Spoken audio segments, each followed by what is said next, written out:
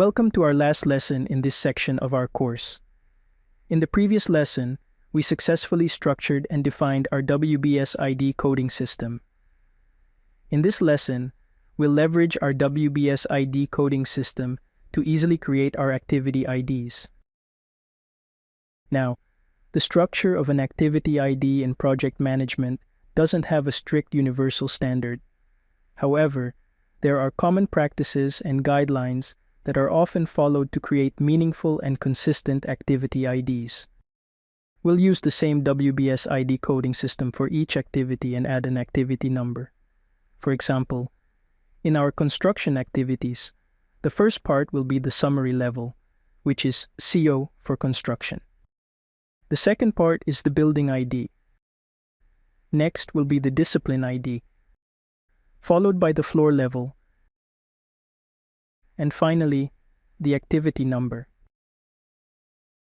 Here's an example of the activity ID that we'll create in the upcoming section of our course.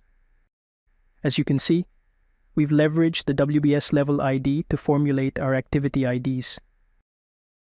We'll learn how to implement this easily in the upcoming lessons. Planning engineers often face challenges when searching for specific activities in Primavera P6, especially if they rely solely on the P6 default numbering system.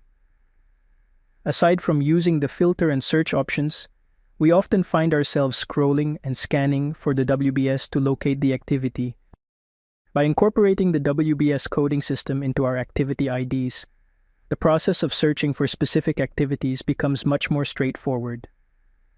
This approach enables easy filtering, scanning, and scrolling through activity ID details, such as building IDs, disciplines, and floor-level IDs. Even without the WBS, we'll know exactly where the activity belongs, and for what discipline and floor level, providing clarity to our site team. Defining activity names is a crucial aspect of project planning and scheduling.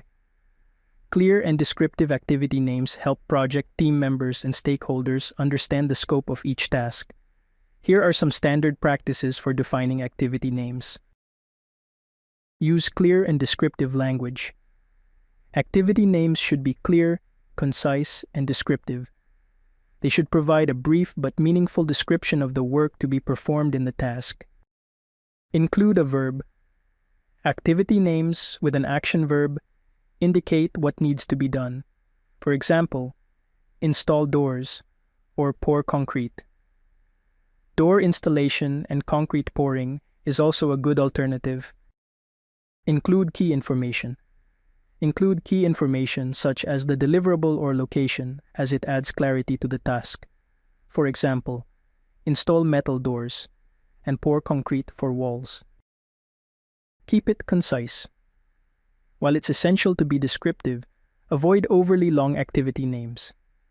Ideally, an activity name should be short enough to be easily readable at a glance. Use standard terminology. Use standard terminology and industry-specific terms when applicable. This ensures that everyone on the project understands the activity names without confusion. Be consistent. Maintain a consistent approach to naming activities across the entire project. This consistency enhances clarity and understanding among project team members and stakeholders. In our upcoming lesson, we will begin by consolidating our bill of quantities to create an Excel master file. This master file will serve as our starting point to apply what we've learned in this section. Thank you, and see you in our next lesson.